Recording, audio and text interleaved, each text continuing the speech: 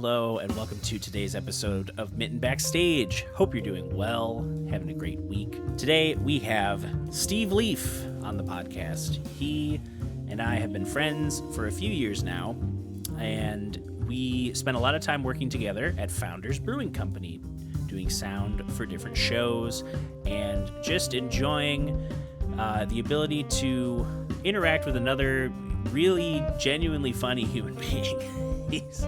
He's one of the funniest people that I interact with, and he's a great creative musician to boot. So this podcast kind of goes off the rails in spots, but it goes to a good place. We end up in a good spot. If you enjoyed today's podcast and you want to support this one and others like it, you can head on over to patreon.com/Tracy Snedeker. There you can get access to early episodes of the podcast, as well as discounted merch, a monthly newsletter with the Sticker of the Month Club, and the ability to hire me for education, instruction, or recording services as a studio musician. So thanks again, and feel free to share this podcast with someone who you think would enjoy the types of conversations that I'm having with artists in the Michigan music scene. All right, let's get into today's episode with Steve Leaf. Definitely me. But yeah, how's it seems like you've been putting out a steady stream of singles, and you're working at Brownlee Press, and there's that you're waiting for your neighbor to sunbathe. Yeah, I just updated Instagram right before we started podcasting.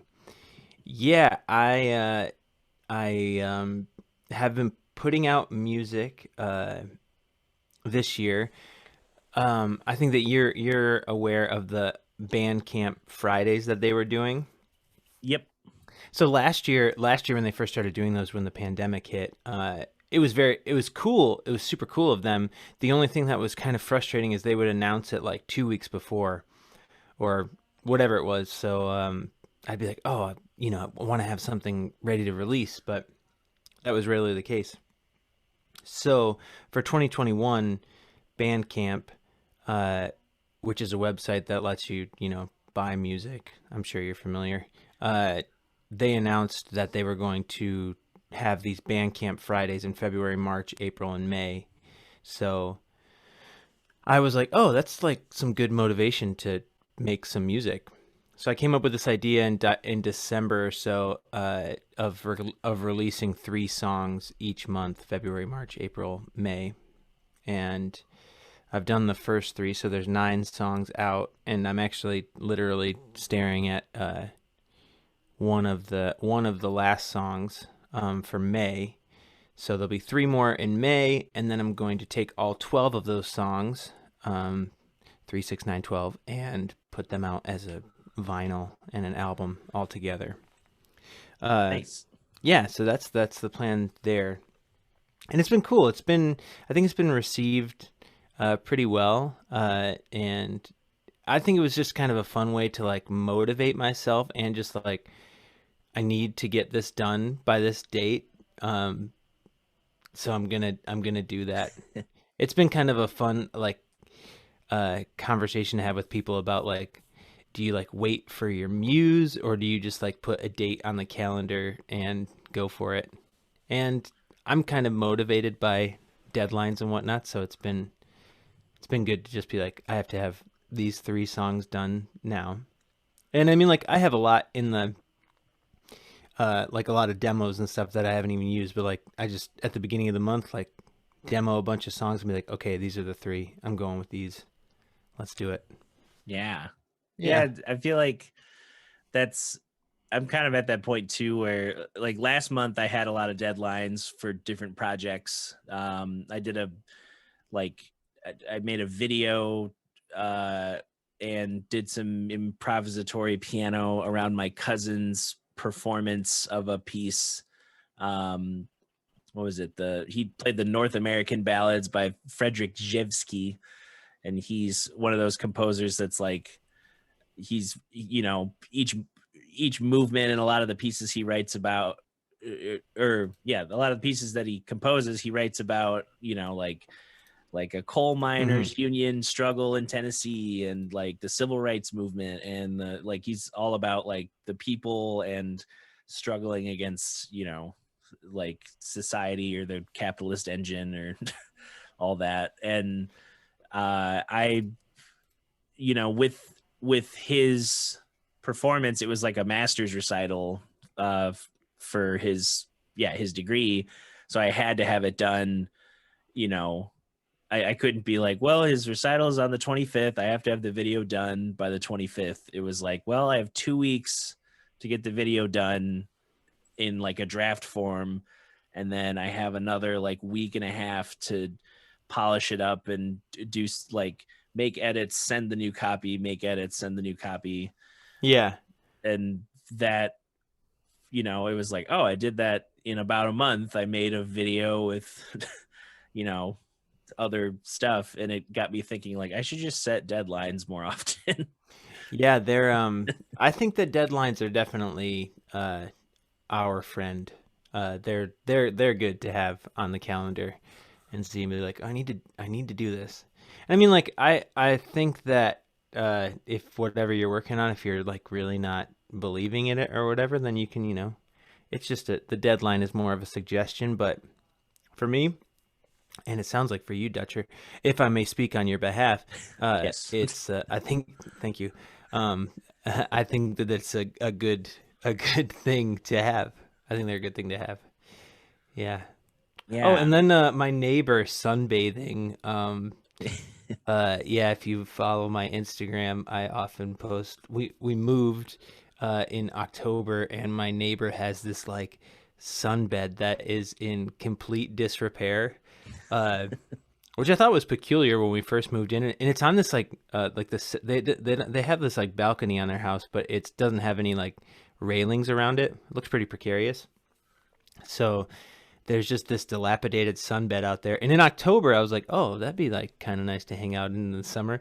And then at the beginning of February, when we got all that snow, like whatever, 2 feet or whatever, that sunbed was out there. And it's like, you know, one of those vinyl sunbeds, completely flat. And the image of that sunbed with like 2 feet of snow on it, at 7 in the morning, when I was feeling a little loopy, I just LOL'd. And I was like, I have to share this with the world.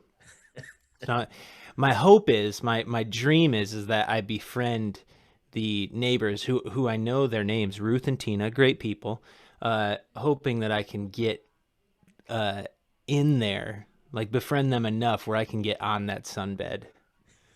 And then all of a sudden the Instagram post is the sunbed, and then I walk out and lay on it. And then it's like, oh my God. I feel like that.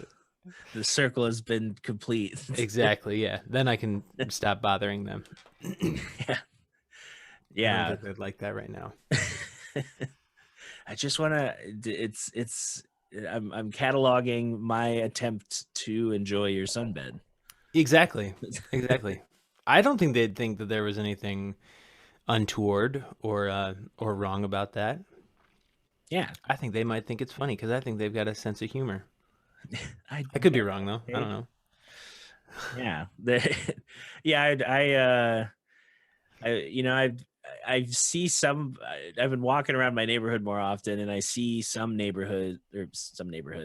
I see some neighbors more often than others. Like there's a lot of families, and then like the random like people that are kind of recluse that kind of peek out from the curtains and like, who's walking by? Yeah, they peek out the blinds. They do that move. Yeah, it's like there's an elderly couple around the corner that's always like, you know, they have a bunch of signage on their house that's basically like, don't approach our house.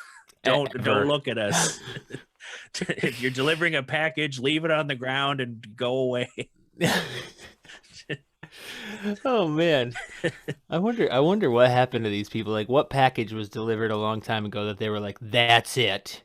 I'm done. I can't deal with this shit anymore. People not. How frequently are their doors getting knocked down where they felt like, I got to put a sign out for this? Because I live in a quieter neighborhood too here on the west side, and that's like part and parcel of the whole thing. Is, you know, go down the neighborhood and then there's a house that just like, don't knock,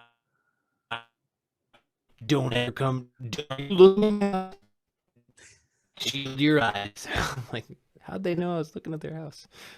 Right. Yeah. And Oh well, man. and the Yeah. there's just like I don't know. I've also like observed because I think of like all these, everyone's kind of had some version of like we've been in our houses. The world is slowly opening back up, even though Michigan apparently is the top of the heap for cases. Yeah, we suck at this. Yeah, it's it's just like how like what how and why and it's just making I was like hope my fingers are crossed like oh it's gonna be I have some weddings this summer and I'm gonna have some more gigs open up and then it's like do I want to do any of these weddings like last year was like fingers crossed and now we're Yeah. You played some weddings last year, right?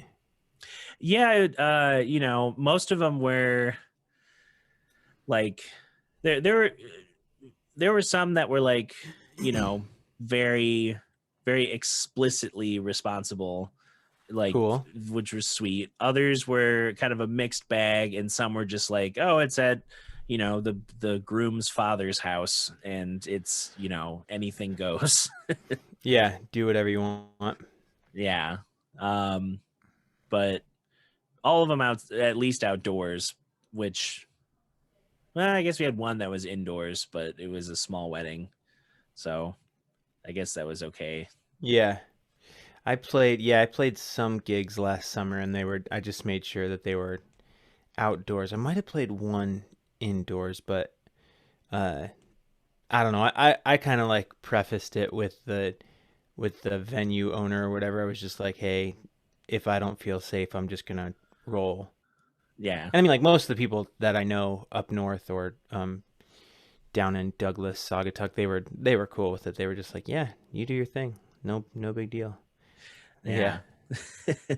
That's at least been nice to like kind of have the be reassured of like okay who's really like paying attention, who's in your corner, who wants to actually support. I've been seeing that with these residencies at the listening room that it's like okay the venue's willing to you know do the most to make sure everyone's comfortable and safe and then the audience is like you know it even if there's a night where like not a lot of people are like clapping, which is few and far between in terms of like I don't know, some people just they don't clap and it's like okay it's fine, it's sort of dinner music. But um it's nice to see like oh there's people tipping, there's people like being appreciative and not to I don't know. It's weird because I don't want to have it sound like it's like about time someone listened to my voice and my words and my Yeah. Yeah. like it's finally, but it's also like people are just starved for music, and I think people in those spaces are like, oh, this is what I put in the background before, and now I'm able to like enjoy it, and I'm not gonna take it for granted as much. Yeah. That was I kind of had the I had that experience as well last summer, but I also like the first gig I did back, I had this woman like come up to me while I was setting up my stuff, and she had had a few cocktails, and she was like way too close to me, and she told me she was like, "It's my daughter's birthday. You have to play something for her," and it was just like I was actually just like transported. I was like, man, did this pandemic not happen? We're just like right back to square one. This lady is just like all over me trying to get me to play something. So I'm sure I made some snarky comment about putting $100 bill in the tip jar, and I was like, and then I'll play anything.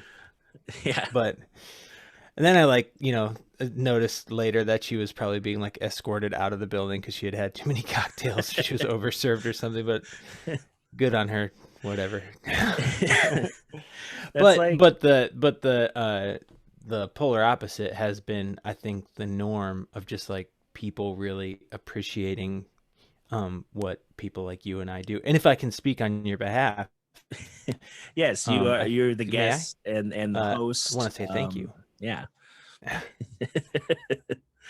um, yeah. So, well, also, I thought it was funny.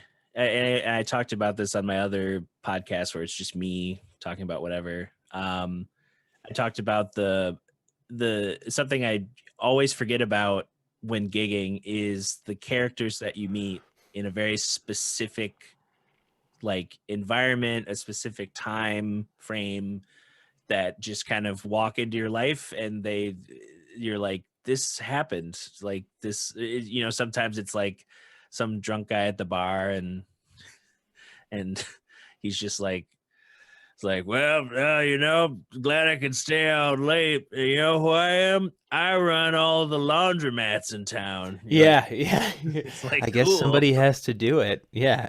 Yeah. And I had this kid.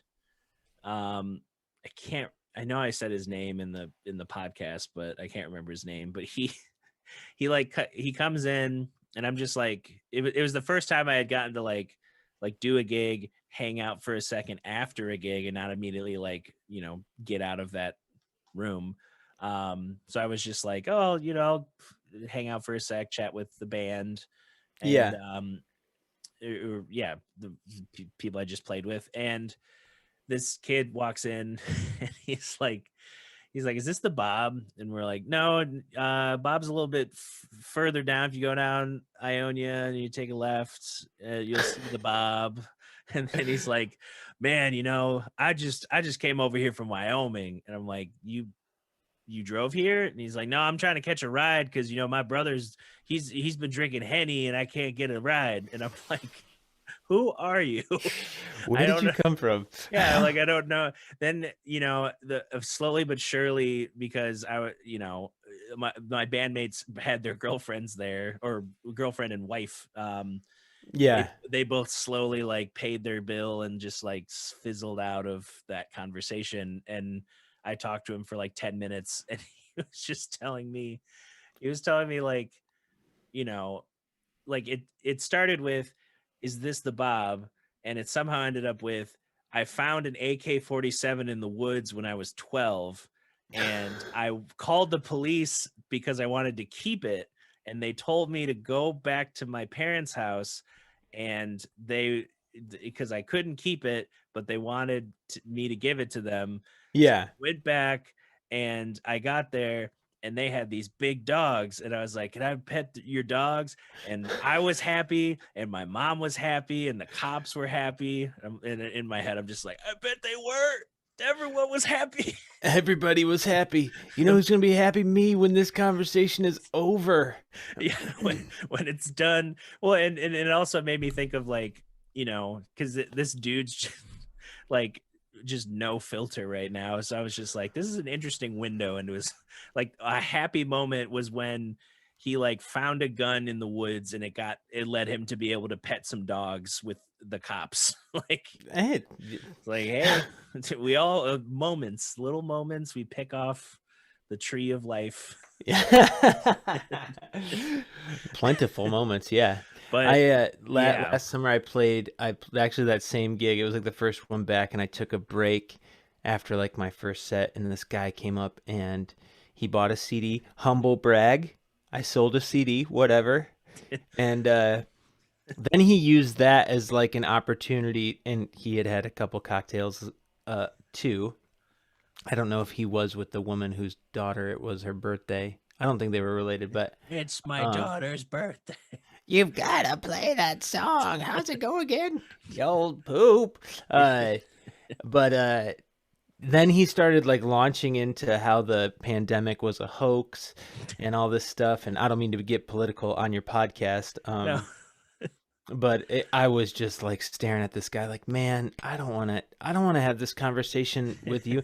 Even if I agreed with you, which I don't, I was like, this is not the forum to have this conversation like you. No. But I felt like he viewed giving me money for a CD as like, well, now I get to like tell you my opinions about everything, stupid as they may be. And I was, I do. I think that there's this people see a band or they see someone performing, it's like, oh, you know what? My therapist canceled this week. I'm gonna go tell this person all my problems. You're like, oh, don't do that. It's like, yeah, there's been so many times where like someone just they start a conversation, and in my head I'm like, all right, this is not like we're not friends. We're not even close to knowing each other. I don't know your name. Yeah. And you're telling me like very personal things, because you why, like, what am I going to help you solve them? Because I don't know if I want to push back on, I don't know your life. Like, Yeah, exactly. Uh, that's just funny. like, yeah, so it reminded me of like, I was hearing some comedians on a podcast talking about it's like when things open up, everyone's thinking like, oh, we're gonna be better and we're gonna have a better society. It's like, no, you're gonna have that moment where you're stuck in traffic and you're gonna be like, God, why is it taking so? It's been 2 hours. And then you're gonna, get home and you're thinking like, oh, I still have some leftovers, and your roommate ate all the leftovers.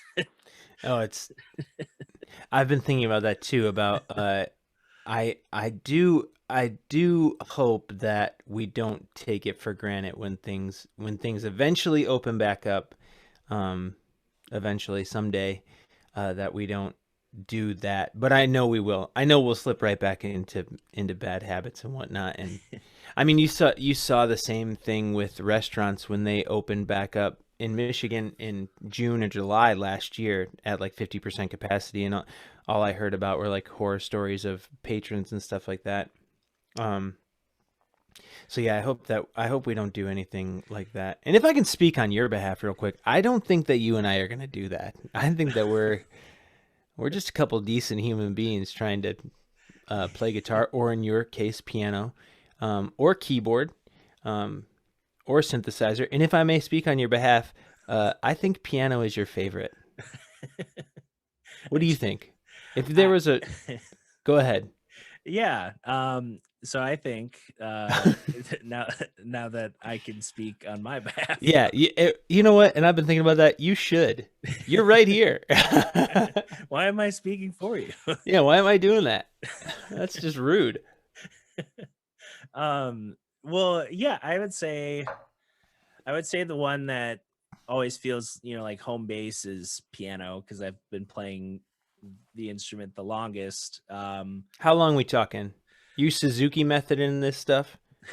Did you have a tiny like piano when you were a kid? I t- well, I actually posted a clip the other day, because my parents have been digitizing old VHS tapes, and Oh, there's a clip of me on the living room floor. I must have been like 3 or 4, and I'm like, I had this little Yamaha keyboard that I I remember too, that all I would do was like, you know, I would I would know how to cycle through like different backing tracks, and then I would like, play along to it, not, notes, but I would, I'd hit something, or I'd play kind of like I played somewhat in time, yeah.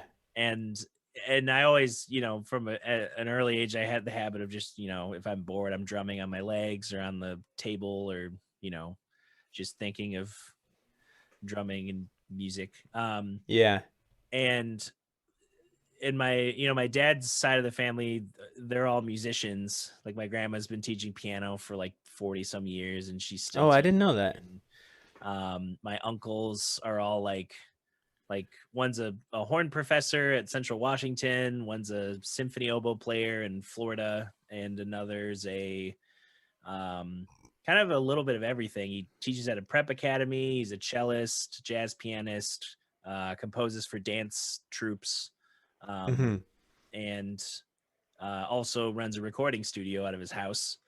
Um, so all of and all my a lot of my cousins have, they either have studied an instrument up until college. Most of them did their undergrad, and some of them have done their masters in music.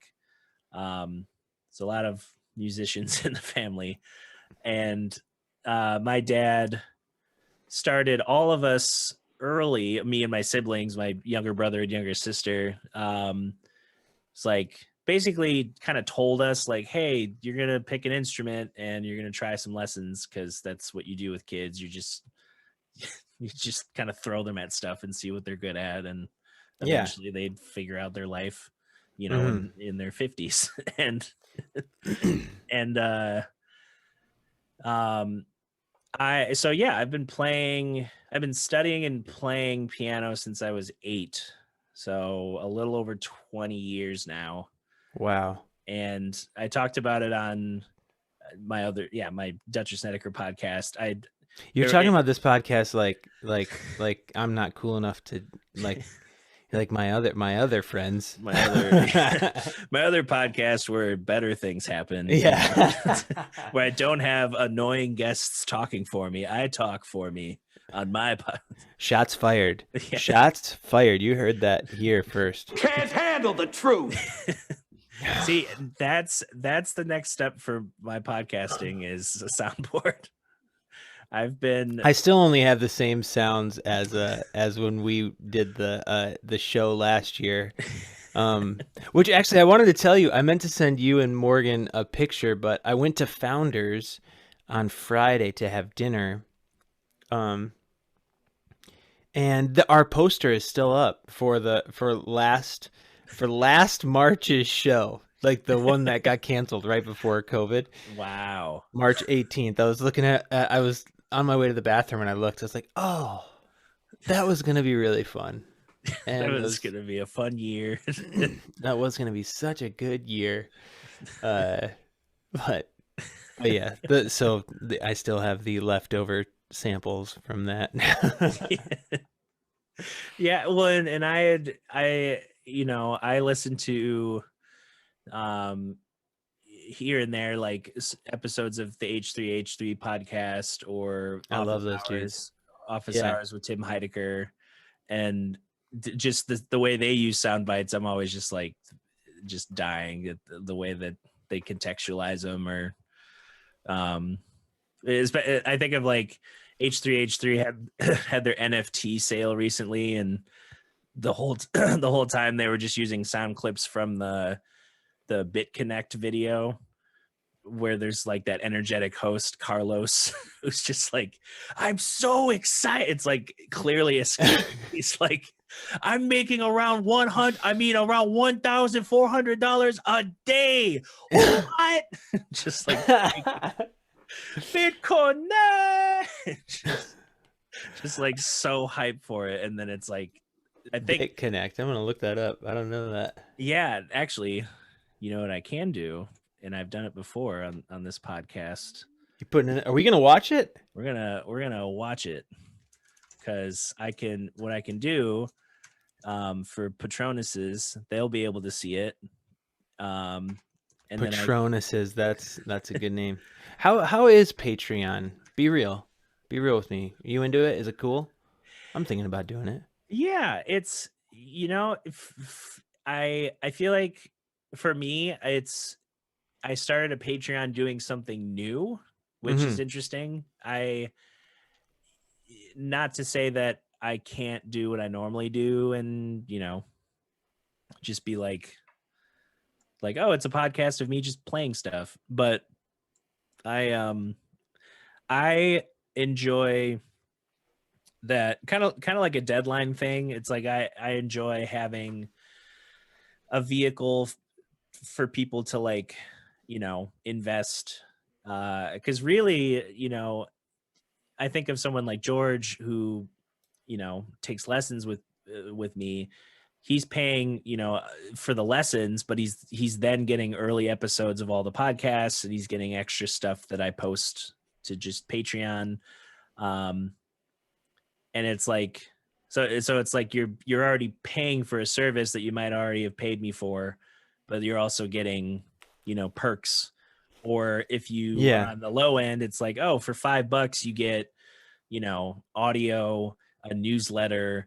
I commission like an artist, or I take photos and I turn them in. I have bill, turn them into stickers, and then I send the stickers in the newsletter each month to patrons.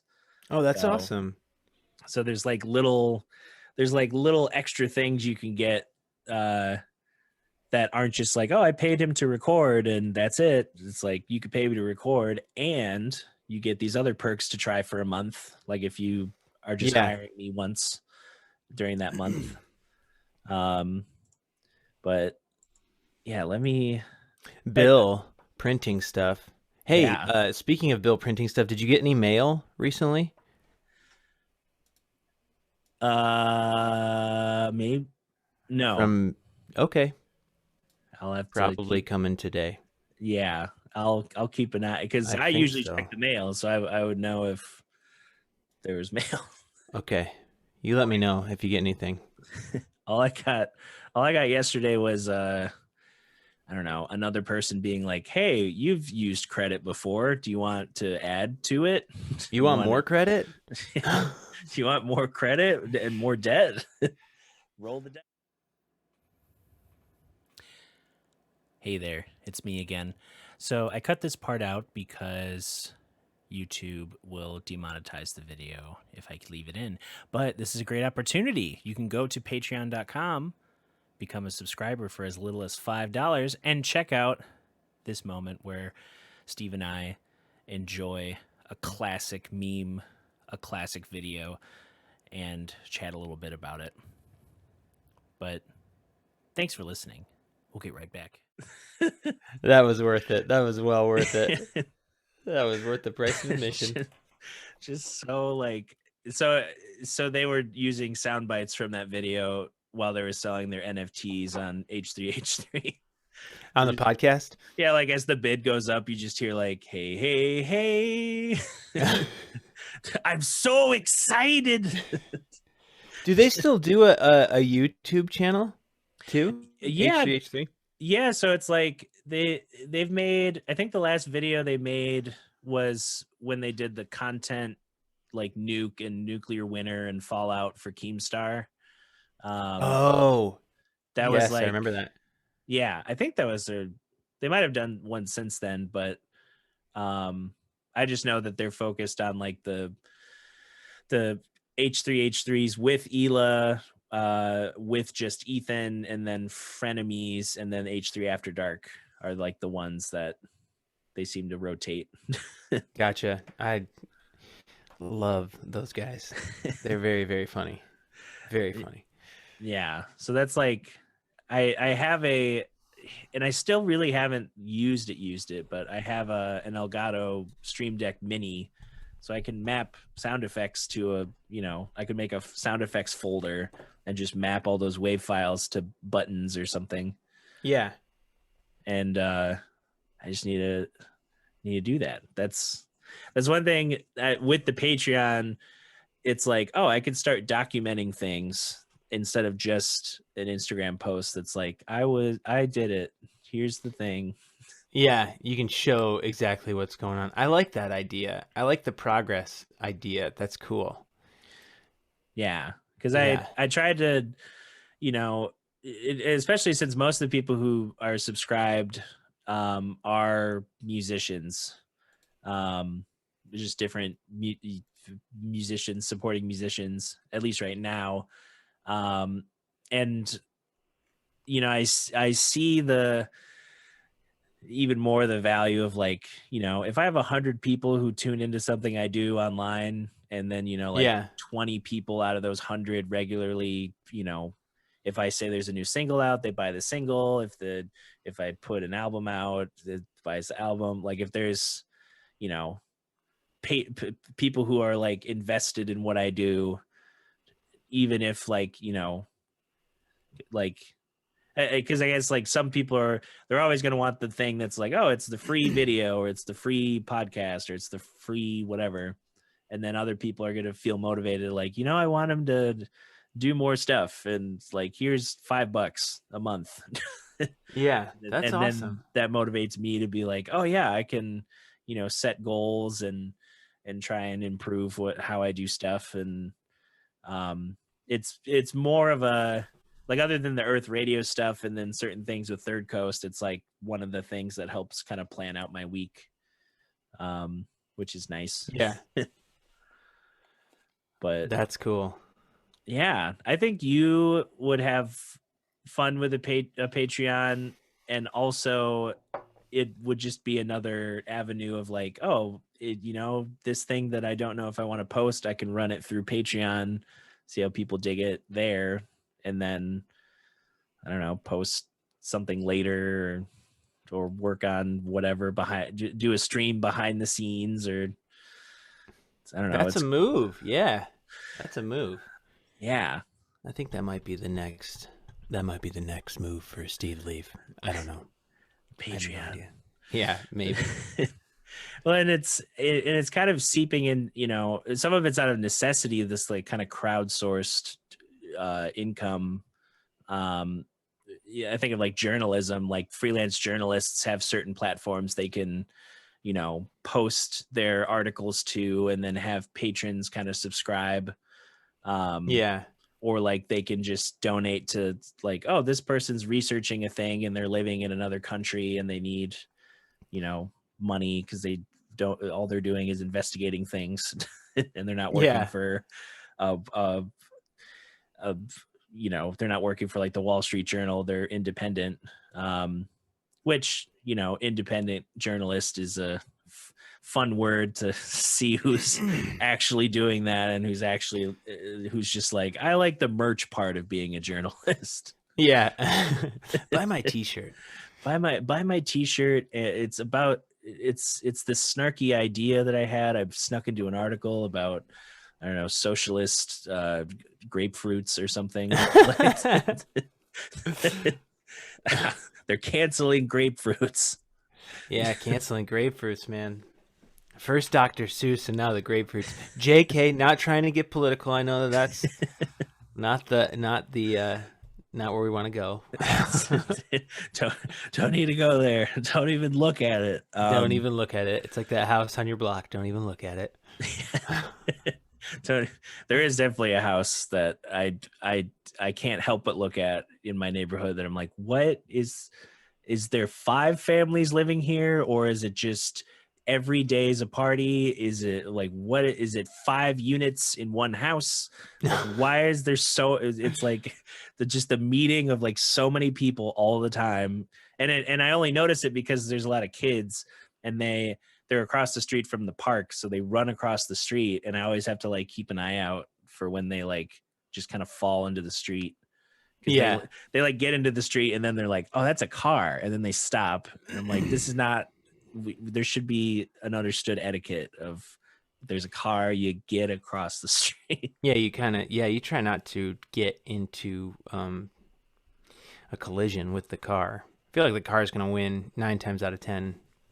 Yeah, unless you're Dwayne "The Rock" Johnson, standing at 6'4". And I heard teasing a presidential run. What do you think about that, Dutcher? We're not getting political. But no. This is just really about the viability of a potential candidacy from Dwayne "The Rock" Johnson. I mean, we're kind of in that territory more often now, because it's like people forget that we've had other celebrity, like Schwarzenegger's been a governor. Ronald Reagan was an actor. Yeah, Reagan was an actor. Like, there's been other actors and actresses who've held public offices, and I think it'd be interesting because like if he could like it'd be interesting if like, let's say hypothetically he won a campaign, like he would just have to bring whoever controls his brand and his life, like whoever makes sure that, he's flying on a private jet to some country, it's 4 a.m, he has access to a gym with enough equipment to do like his 2-hour morning workout, and then they've already set up like, all right, here's where you're going to do the meeting, we've got your station for your post-workout meal. Like they just have everything everything's set up so that The Rock can just be like likable and muscular and just being like, Terramana. Mana means family. It's like, drink my tequila. And, if that team was his cabinet, it would be an image-based presidency of like, everything feels okay, but I don't know what is like, if someone was like, we've got, this issue to deal with in another country, like, can The Rock just be likable and that solves, global politics? To me, I think that would be the case. I think I'd be like, if The Rock took out time to go do Moana 2, 3? Do you know what Moana they're on? Did they make a second one? That's what I'm wondering. It might have been a straight to streaming situation. I wanted to say DVD, but that makes me look old. straight to 8-track. I remember straight to VHS. I remember that back in the day. But I don't know. I don't know if he'd be a good president, but maybe. Yeah, it's one of those things too, where like, he would definitely be our like 100% like most like likable and attractive president. Like, very true. It would be hard to beat his like I can't even imagine. Like, here's The Rock. The Rock is now president. He started as a WWE superstar, and now he's the president. Like, that would be a true. I think he's a rags to riches kind of story too. I think there was a time when he didn't have much. He didn't have much. Then as a president, you would have quite a bit. Quite more than much. Yeah, quite more than much. quite a lot of much. What about you, Dutcher? Do you see a presidential bid in your future at all? Do I see a presidential bid? Well, let's look at some of the facts of that kind of statement. To run for president, you need a lot of capital, and I do not have that. Okay. So I would need some sort of donors. So if I was looking at donors, the most money I've ever gotten is to go to an academic institution. So maybe I would start there. But outside of that, the Patreon's not even a year old yet. I got about $100 coming to me every month, which is okay. Which is good. But, in terms of beating out someone who's going to pay to run attack ads on me every day of the campaign, this is going to be a little tricky. People like music.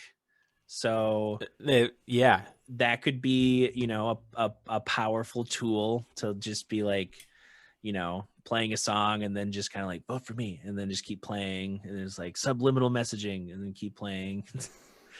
I could, an earworm, that can sway people's decisions.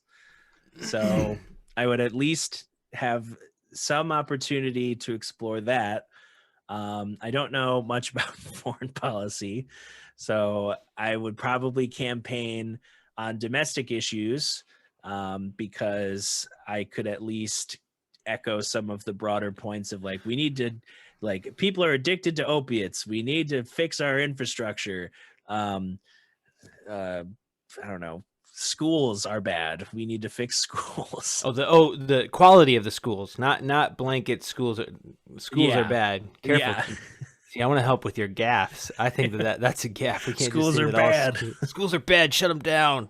Yeah. Now. Then I hear an attack. He said he hates schools. He doesn't want our kids to learn. And then I would not be able to play. I would just, if I were to go on that show that's like attacking me, is be like, so why do you hate America? I don't hate America. Why are we doing this? Yeah. What are you talking about? Like, why do you get paid millions of dollars to yell at me? Like, how about that? Like, oh, I never thought of it that way. Yeah. It's like, just let me do my job. No, I'm kind of over. Yeah, that would be the one thing, is I couldn't do, like, even as a performer, I don't know if I could do like some of the song and dance, like or like speech etiquette. Like, I don't know if I'd have a stirring speech. I'd probably just have like a, kind of a very realistic way of talking to people. Just be like, hey, You see, look, we I gotta think fix. that Yeah. I think that you're a good speaker, but you see, I would double down on the schools are bad thing. I'd go on the talk show, and if they were like, "So you think schools are bad?" and I'd just be like, "Hitler went to school."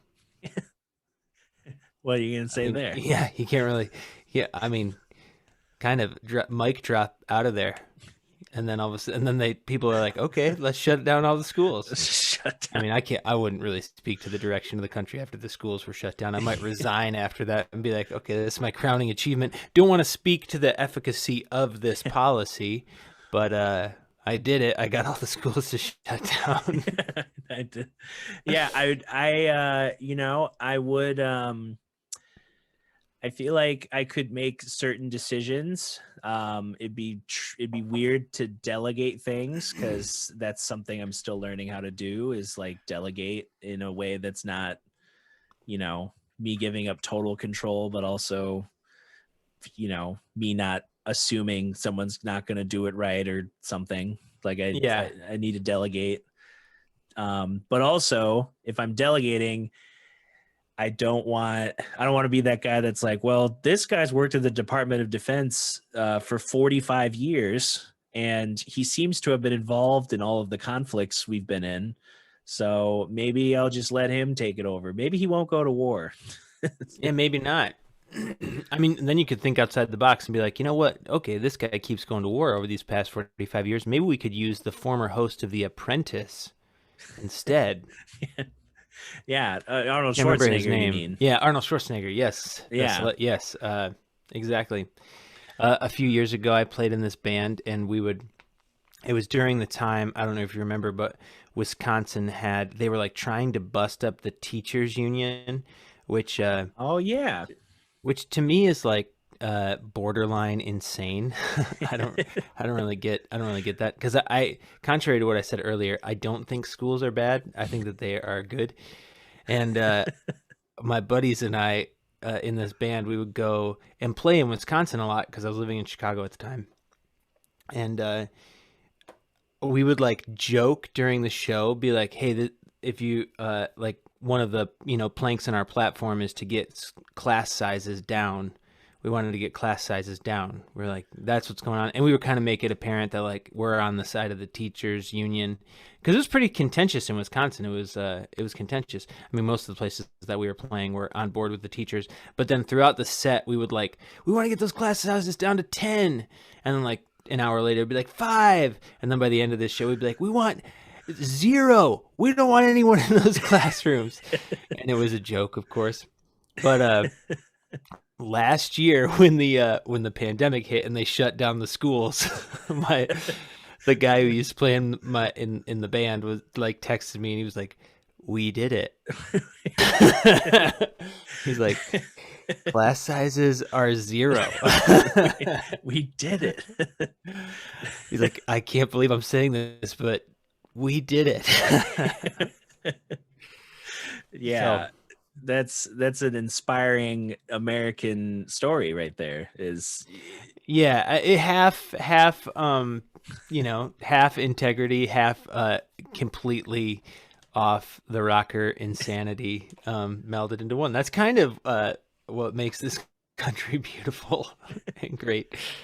Yeah, some comedian was saying that America is the moment that you realize the Cash Me Outside girl is a multi-platinum selling $1 million artist.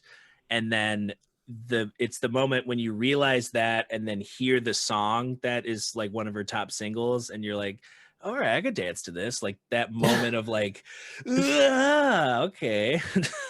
It's just anger turning into like, I guess, okay, this. All right, I get it. That I think sounds about good. that too. We were or I guess, the first to come up with the vaccine, but also the probably home to like most of the people who aren't going to take the vaccine, which is I'm not. I know what you said. Don't get political, and I'm not trying to get political. But I think that kind of like cognitive dissonance is not singularly American, but very American. Like watching a football game and watching all these like incredible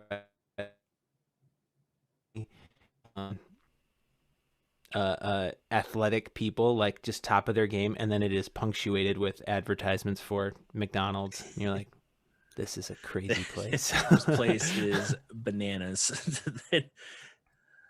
Totally bananas. And the music in the background of the McDonald's thing is the Catch Me Outside girl. You're like, oh god, Of course. we've made it. Yeah, well, of course. Well, and I was talking with a friend about what's her artist name? Bad Baby or something? Barbie? Bad with an H. So BADH? BHAD. Oh, Bad. Oh, okay. That makes sense. Barbie. Or Bad Baby. I think it's Bad Baby. Barbie with 3 R's. It's spelled like Arby's, but with a B at the beginning. Hey, don't tease about Arby's, man. It's almost lunchtime. They got the meat. They got the meats. It's 2 for $6. They got shakes for days. It's out of control. They're going places. Well, because she's like, she's coming out and saying, like talking about the ranch that Dr. Phil sends all the, the problem kids and how it's bananas there and like a kid's died and like it's just this nightmare place that nobody gets rehabilitated. They just kind of get shipped off there and the show makes money off of it. But that seems I just thought about the arc of like her as, it's been 5 years since she went on the program. And before it was like Dr. Phil being like, you're just a bad kid. We need to send you to a ranch. And then she's like, I'm going to fight the audience. And then that's where most people's like attention span stopped. That was the meme. They got that they could just quote that. But then over the years, she's like sold thousands of albums. She's gotten, all these. Oh, this is the Cash Me Outside girl. Yeah. She's like, okay. Bad Baby's like her artist name. She just set the record for, I guess, OnlyFans. Like she made an OnlyFans account now that she's 18 and, millions of dollars flew in there. So she's like got this interesting arc of like Dr. Phil thought it was like, this girl, she's a problem, but I'm going to make a bunch of clips and I'm going to talk about her on other podcasts. And I'm going to make a lot of money. This is going to be great. And then she, unbeknownst to him, like he was just sharpening the spear that was going to stab him years later. Back, yeah. Like what you said. BHAD. Get ready for this. BHABIE. Bahad Bahabi. Yeah. Catch Me Outside. How about that? Which became a viral video meme and catchphrase in 2017. Bergoli became the youngest female rapper ever to appear on the Billboard Hot 100 chart with her debut singles, These Ho. Ho spelled Heaux. I love that it's like there's no guess. It like whatever you would guess is her hit song. That's her hit song. Yeah. Like it's very like she knows her brand and her team, whoever's curating this brand is like, no, her single isn't called Love You Like It's No, There's No Tomorrow. It's called what was it? These Ho. Heaux. Yeah. These Ho. In early 2017, Bergoli was signed by music manager Adam Kluger and initially received industry backlash. This is a quote from Kluger, I believe. Everybody got weird, he says. I wasn't even mad that they were bashing Danielle, Bad Baby, because everyone was bashing Danielle at the time. I was like, you really don't believe me that I don't know what I'm doing. Don't bet the horse, bet the jockey. And now he's laughing all the way to the beginning. Oh, there you go. By March 2017, Bergoli's personal worth was estimated to be $200,000.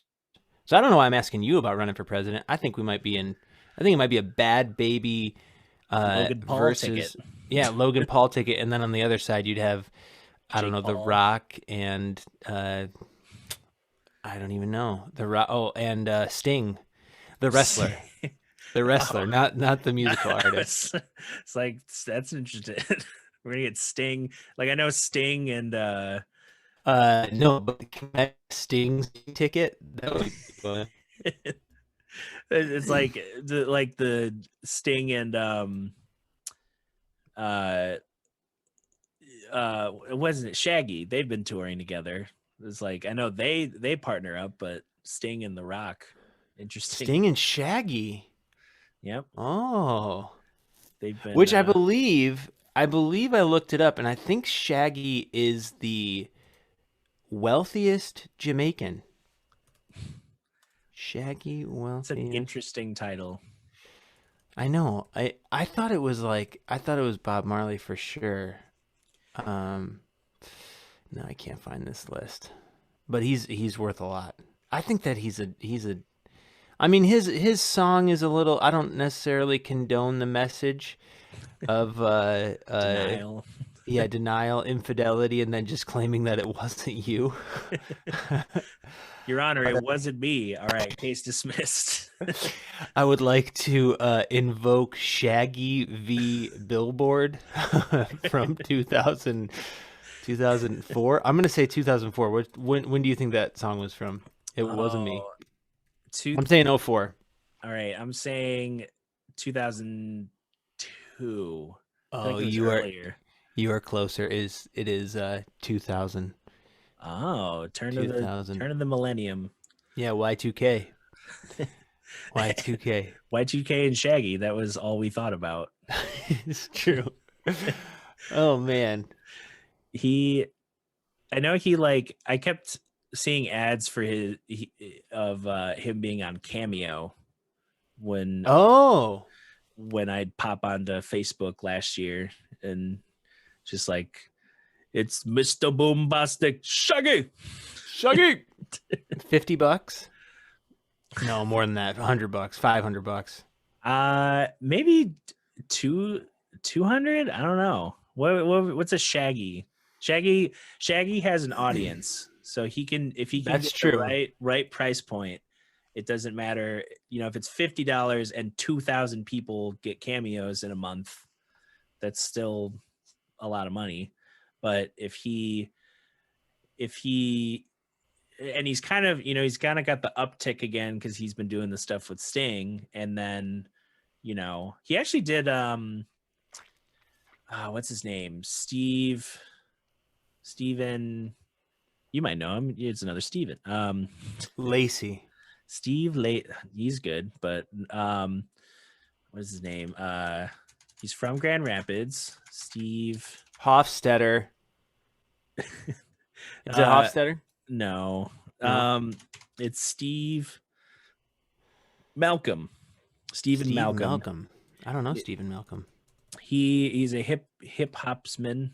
And he's on Lady Ace Boogie's last album, but he did his latest hit was called Fuego, and it has people doing dance stuff with it, and he dances, and it's a very hype track. But there's a remix that has Shaggy on the remix, and I was like, whoa! It's like, how'd you get?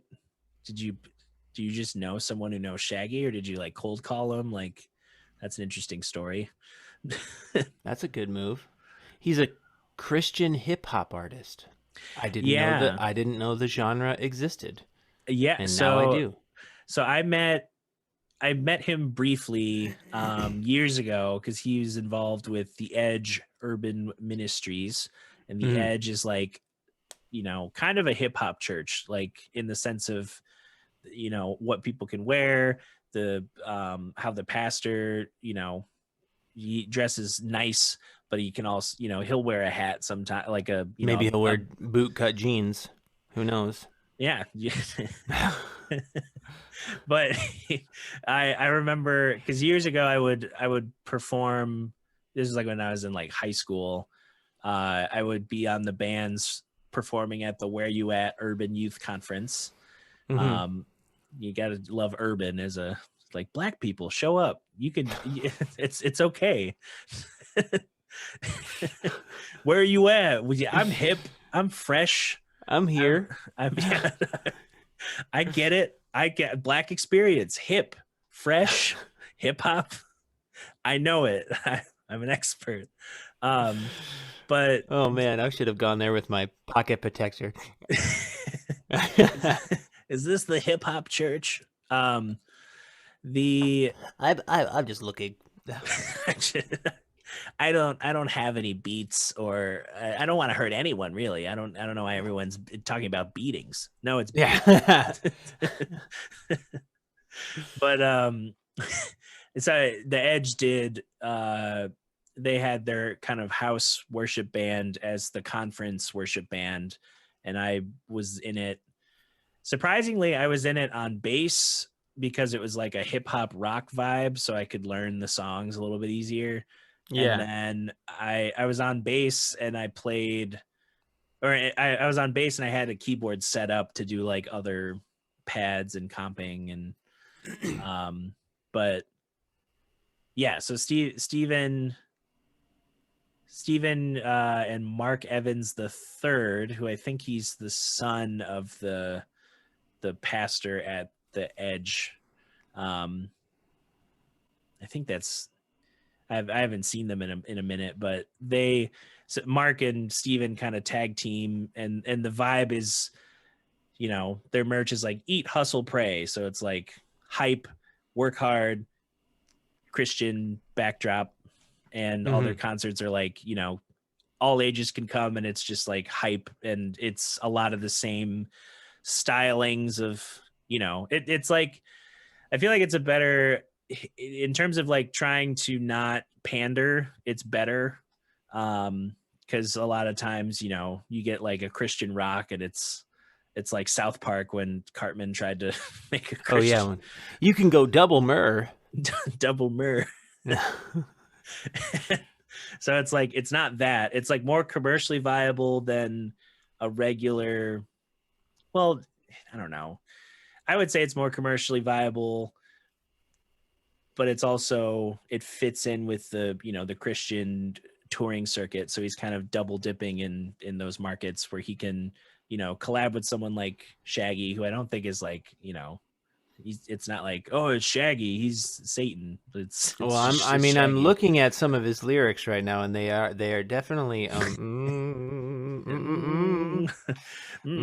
Solomon coveted that other woman, and look what happened to I will say, I'm looking at the lyrics, and I never knew what Shaggy was saying, and I'm kind of impressed that he's able to put all these words. So there's a lot of them.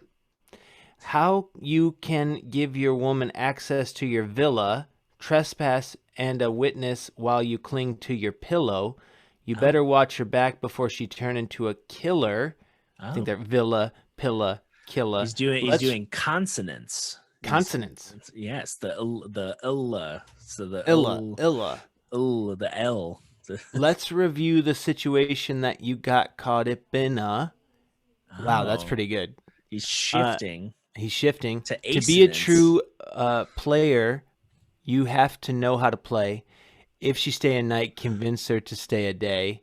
Never admit to a word when they say. And if she claim, I tell her, baby, no way. And then we get back into the, it wasn't me. It wasn't me. I categorically deny. Which is kind of, that was the Bill Clinton move, and kind of the Donald Trump move the whole time. Just, no, not true. Hey, you did this. Nah. Prove it. Good luck. Here's the tape. Nah, man, that ain't me. It's all fake. I don't know how technology works. My son does, but he's 12, so we don't ask him much. Yeah, like, so yeah, it's Shaggy. Now I'm curious of on the subject of Shaggy, Like, does cameo rates? Does he post them? Does he? I looked up his Cameo. He's unavailable right now. It says notify when available, but he's got a lot of 26 reviews, I believe, all 5 stars. I'm going to scroll down real quick and relay.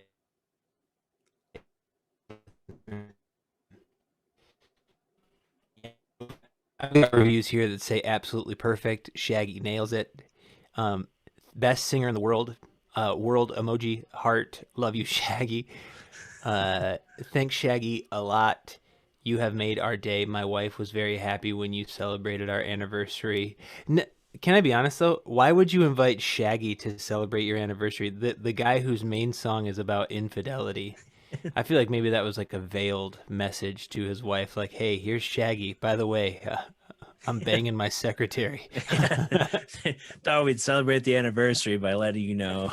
Yeah, here's a card. I'm out. Shaggy, you're one of a kind. The absolute best. Couldn't ask for more. Some of these seem like plants. Yeah. Shaggy does the best in his market. Yeah. As far as Cameo goes, I can't think of anything better. Yeah. Wow. Yeah. Big up yourself. I can't wait to post it. This is the best. Sorry, I'm done. No, I think Cameo is such an interesting concept because it's like monetizing. It's remotely monetizing those moments on the street when people are harassing celebrities to take selfies, but now they're telling them like, "Hey, can you wish my aunt happy birthday?" And it's like, "Hey, happy birthday, Shaggy!" And it's like, that was $200. That I know I did think about getting a Cameo for my brother because I bought him a Guess Who game actually that Bill made at Brownlee Press with the characters from The Wire, and Weebay, one of the characters from The Wire, is on Cameo, but it was like $100, and I just couldn't bring myself to spend $100 for 30 seconds because then if you extrapolate that out, that's $200 a minute. That's 60 times. That's $1,200 an hour he's getting paid. And to be honest, no, it's more than that, right? That's $12,000 an hour. That's too much money. I can't encourage that kind of behavior for him to be getting $100 for a 30-second video. Yeah, that's, I mean, if he can do it, then go for it. But I just couldn't. I couldn't do it. And I mean, like, I'm sure my brother would have been impressed. And I think that this is also, and I'm glad you asked. That's one of the big stresses about gift giving is that you stress it the whole time, and then you actually give it to the person. And they're like, "Oh, cool." You're like, "Man, what was I so stressed out about?" And so I gave him the Guess Who game, and I kind of like assessed his reaction. He was really into it, and I was like, "Okay, I'm glad I didn't get the freaking Cameo because then, yeah, I would have been out another $100 that I could have spent on myself." Yeah, I could have used it for me. Yeah, I'd got myself a Cameo from the same person. Put that towards the Shaggy Cameo. It's like I've seen people use it for like they hire. It's like they remote hire a celebrity to read a script almost and pretend like, wait, what is this for? And then like cut away from. Exactly. Why are they reading this? Although Bill, who I hang out with all the time, but he got a Cameo from the comedian Chris Gethard. Do you know Chris Gethard? Oh yeah. Yep. And he said that was like, it was super affordable, and Chris Gethard was like genuinely into it. I'm actually not speaking to how into it Shaggy is. I'm sure Shaggy's got 26 5-star reviews. I'm sure he's great, but I've seen a few that are just like, they're looking off to a piece of paper like, "Hi, Catherine, happy birthday." Hey, oh, here's one of my catchphrases, and then it's over. But Chris Gethard was like really into it, and like Bill's fiance is a huge Chris Gethard fan, so he like talked about a few stories from sets and stuff, which was super cool. I just saw Bill on when I went out for a walk the other day. He Oh was yeah. we were both walking in Riverside Park, and I was listening to a podcast, so it was that moment of like I saw his wave, and then like my brain like adjusted my surroundings to be like, oh yeah, that's a person I know. That's Bill. Hi, Bill. Respond. Like, because I was listening to a podcast on John Harvey Kellogg. So it was a hilarious and terrifying. John Harvey Kellogg. He's the dude that he didn't franchise the cereal, but he made the cereal that became cornflakes. Is he the sex guy? Is he like the dude Yep. who's all about I want to put it mildly, banging? Yeah, he you know, like definitively ruined a generation of people sexually, like definitively. Myself included. Jesus. from like it's the the diets he wanted people to have to like the devices he'd hook up to like teenagers' genitals, like just the worst person in the world. Oh man, hard Yeah, left. hard left. Known for cornflakes, frosted flakes, Rice Krispies, and terrorizing juveniles' genitals. well, like because he didn't like his brother Will was the one who said like my brother's so stupid. We could take this like processed grain and like turn it into a breakfast cereal and like change the culture of breakfasts forever. And that's what his brother did, because before, if you wanted to make like a porridge, someone would have to get up super early, start a fire, get everything like processed and cut up by hand, and then like cook it down so it's chewable. Attach electrodes to their own genitals. Yeah, I know the story. I know how to make breakfast. Yeah, I used to make porridge with my family. Come on. And so it was like it just the list of things, because he was also the dude who coined the term sanitarium, which instead of being like a hospital, like a sanatorium, it was kind of a health and wellness clinic. Oh, I actually am seeing this, the Battle Creek Sanitarium. Yep, he's a Michigan boy. Oh yeah, I've been to Cereal City. I've been to the I ate those hot cornflakes off the line in the little museum they've got. It's amazing. This guy sounds crazy though. Yeah, he would do he only became a physician because someone in his town had a vision from God and told him that he was going to be a physician. And he was like, I guess I got to be a physician and help people. And then his version of helping people was like you got to stop kids from masturbating and having sex, and you got to stop anyone from enjoying any part of life ever. just in all reasonable. facets. But then simultaneously, he was a pioneer of like alternative therapy stuff. So he would, Sojourner Truth and Henry Ford and all these random people would come to his sanitarium to like take different therapeutic baths. And the list of the therapeutic bath categories was cold, hot, and electrified. I was like, what? How is this guy? Like, people like a good electric bath. Always.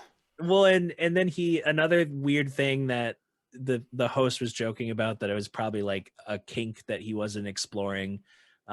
He loved enemas, so he developed a machine that would like pump people with like gallons of water. Wow. And then his anytime he'd find something that's like, he'd find something that's like close to being like, oh yeah, yogurt, it's a good, it's healthy bacteria, it's good, it's a product made from milk.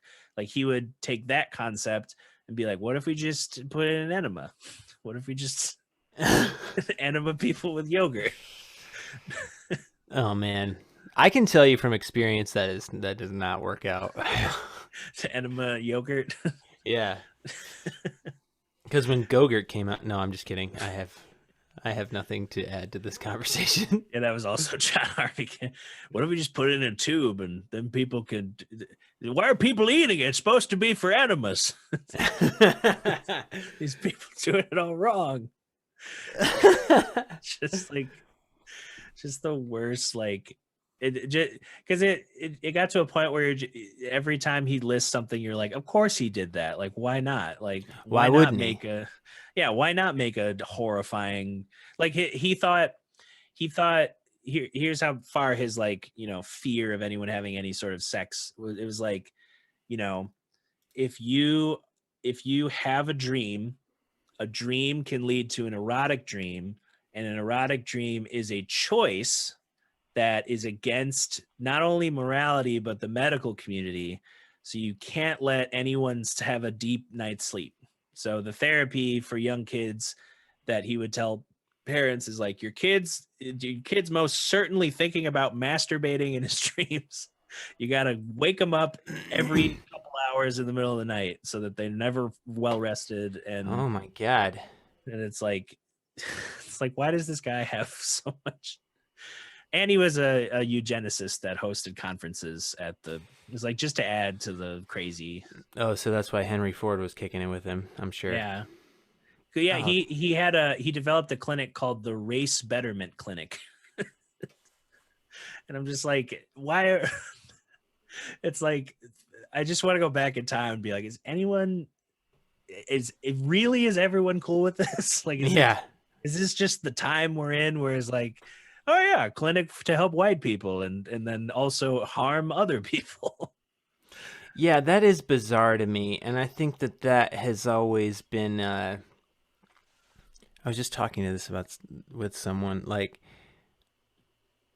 the wealthier they are, the more that I'm sure it just affirmed their own beliefs. Like, well, I'm sitting on all this Kellogg money. Henry Ford's sitting on all this Ford money. It's like, you made cars. You have no business like telling people what to do with their bodies or which races are better than the other or whatever. It's very bizarre to me. Yeah, and the podcast is Behind the Bastards, so it's like a very fitting, Oh, I listened to that Steven Seagal one a long time ago. That was bananas. That guy is out of hand. So I love people who've like on YouTube, like John Tron has a funny video on him on just just where Steven Seagal just like, oh, he's hanging out with Putin. It's like, why is he there? What is he doing? Why is he dressed up formally to hang out with Putin? And then he's like demonstrating like techniques on like watermelons, but he's like also like he's also like explaining it, but he's still got that serious face and he's like eating the watermelon. It's like it's like, this is a weird, this guy's just like, I don't know, he's one of those people that like, like you don't really need, like, you can write a book and I'm sure there'd be an interesting book about it, but if you just list the things that you've seen him do, you're like, this guy doesn't live my life or most people's lives. Like, he's a movie star that like is out, like doesn't look like he's in shape, but is also somehow lauded as like, this, or like celebrated. I probably used lauded wrong, but celebrated for being this martial arts expert of a certain like defensive style of martial arts, and then also just goes to Russia to hang out with Putin and shoot watermelons or something. I did find that I found that peculiar because growing up, my dad he probably still likes Steven Seagal movies. We would watch Under Siege, and like, I think there's another one with Michael Caine, actually, which I have to presume is a low point for his career, called On Deadly Ground,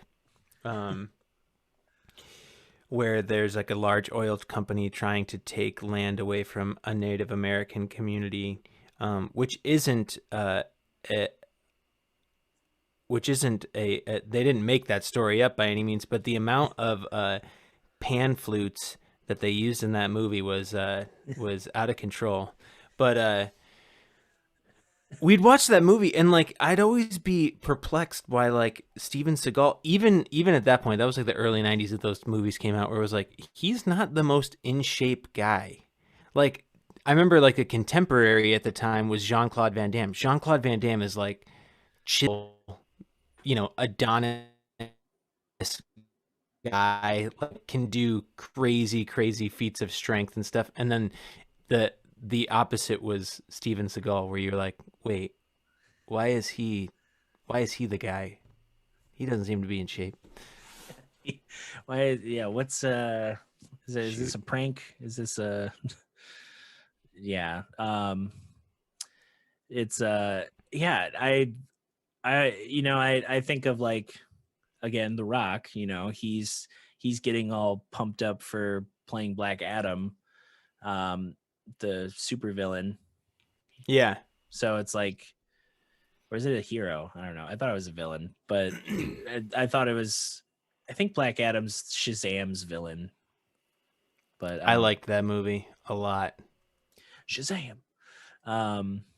I recently, well, I say recently as if it hasn't been months, and it has been months, but I went on like a DC superhero cartoon just rabbit hole of like, oh, let's watch Justice League. Let's watch, they have a new Harley Quinn thing that's hilarious, but it's like I don't know, the things I find myself like doing other than remembering how to work, remembering how to check my email has been fun. It's just like, oh yeah, people need me to respond. It's been a week. Oh no. Hey, I'll take that money if you're still hiring. Yeah, if you still have it, I'll take it. But yeah, I feel like that's as good as place as any to end the podcast. I will say, if you've made it this far and you're like, hold on, Mitten Backstage, I thought this was a music podcast. Well, here's the thing. I'm talking with musicians, and these are the kind of conversations we would have backstage. Precisely. We're not talking about music theory backstage. We're talking about the illicit content of Shaggy's lyrics. That's what we're talking about. John Harvey Kellogg. Yeah, we're talking about John Harvey Kellogg. We're having the real deep conversations about the stuff that you need to know about. Cameo prices, The Rock's impending presidential candidacy, stuff that you actually give about, that you want to know about. Let's be real. The things you want to focus on.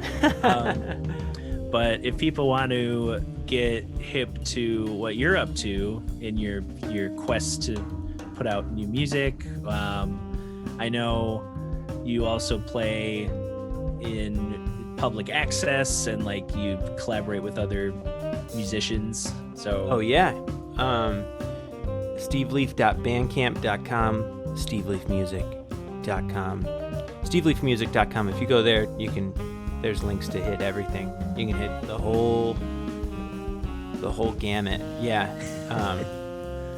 Doing a lot. It's fun.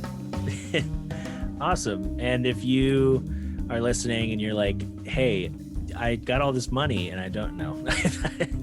Oh yeah, and if you don't know what to do with it, give it all to me, and then I'll pass along half to Dutcher. You can trust me. Wink. It's a finder's fee. Yeah, I do take a sizable finder's fee. 100% actually. It's unfortunate.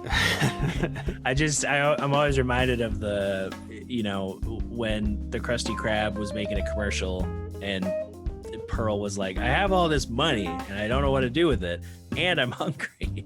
Mr. Krabs just swoops in like, hey, that's my specialty. But yeah, this was fun catching up and always super fun, dude. I'm sure we'll be able to do things in person at some point. God, I hope so. Yeah, I want to come.